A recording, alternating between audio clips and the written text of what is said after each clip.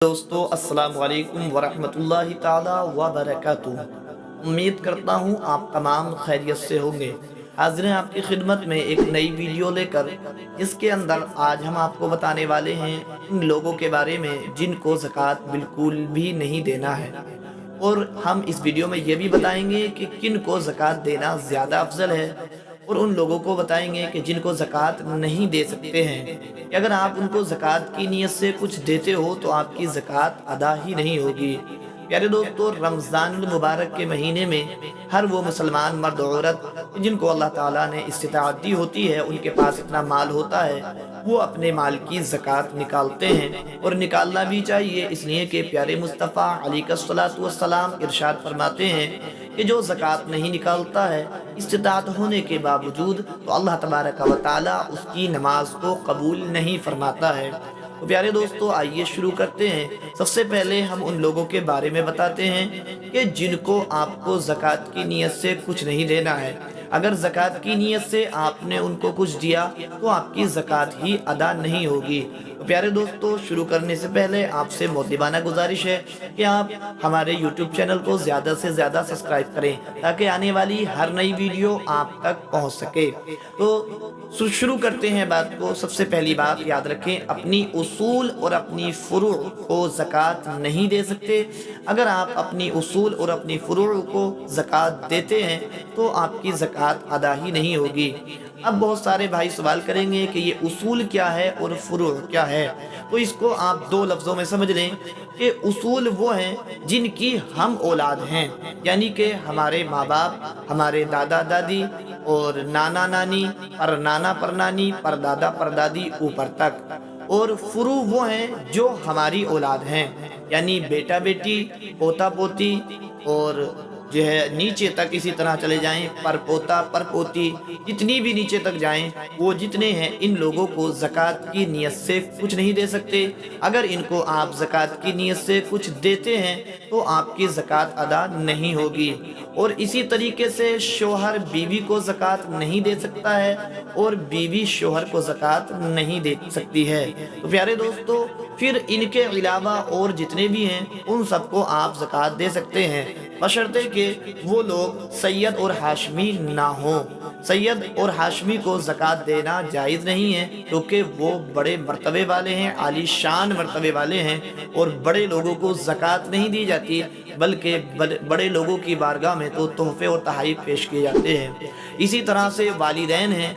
वालिदैन का मर्तबा इतना बुलंदो बाला है, और वालिदैन की अज़मतें बेशुमार हैं। बल्कि ये कहिए कि वालिदैन तो औलाद की हर चीज़ के जो है हकदार होते हैं। औलाद के माल, औलाद की जान और माल, हर चीज़ के मालिक जो है ये वालिदैन होते हैं। तो प्यारे दोस्तों, वालिदैन को तो ज़कात बिल्कुल भी नहीं दे सकते, बल्कि वालिदैन को जिस चीज़ की ज़रूरत है उस चीज़ की ज़रूरत को पूरा करना औलाद पर फ़र्ज़ होता है, ज़रूरी होता है।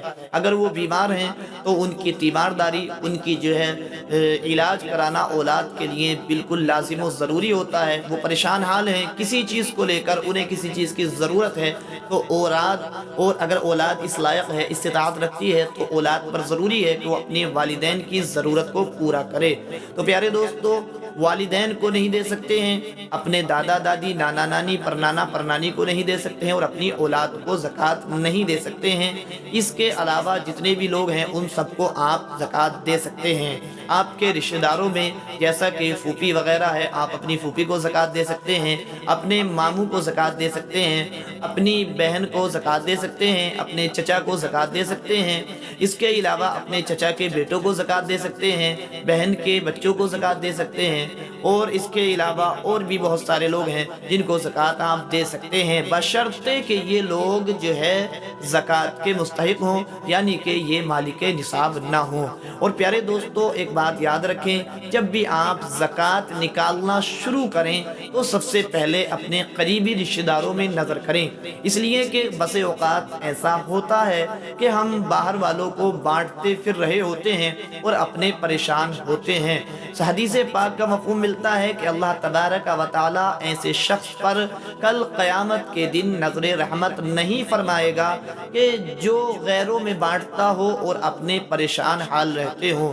بہت سارے اپنے عزیز و اقارب، اپنے رشتہ دار ایسے خوددار ہوتے ہیں کہ وہ اپنی خودداری کی وجہ سے کبھی سوال نہیں کرتے ہیں، لیکن ہم کو چاہیے کہ ہم ان کو اگرچہ وہ سوال کریں یا نہ کریں، لیکن اگر وہ پریشان حال ہیں اور وہ مستحق زکوٰۃ ہیں تو ان کو زکوٰۃ دیں، ان کی مدد کریں۔ اور ایک بات اور ایک مسئلہ اور آپ یاد رکھیں کہ زکوٰۃ دیتے وقت جتانا ضروری نہیں ہوتا ہے، ان کو بتانا ضروری نہیں ہوتا ہے کہ میں آپ کو یہ زکوٰۃ دے رہا ہوں، نہیں، بلکہ کوئی اور لفظ کہہ کر آپ ان کو دے سکتے ہیں۔ آپ ان کو کہہ سکتے ہیں یہ میں تحفہ دے رہا ہوں، یا میں تم کو ہدیہ دے رہا ہوں، یا یہ لیجئے میں آپ کو خرچ کے لیے دے رہا ہوں، اور دل کے اندر آپ نیت کر لیں، اتنا کافی ہے۔ اس طرح سے اگر آپ اپنی زکوٰۃ ادا کرتے ہیں تو آپ کی زکوٰۃ بالکل اچھے طریقے سے ادا ہو جائے گی۔ امید کرتا ہوں آپ کو یہ مختصر سی بات پسند آئی ہوگی اور سمجھ میں آ گئی ہوگی۔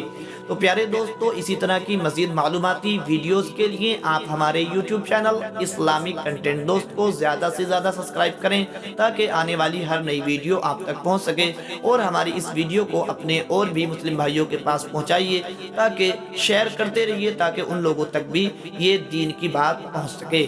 السلام علیکم ورحمۃ اللہ تعالی وبرکاتہ۔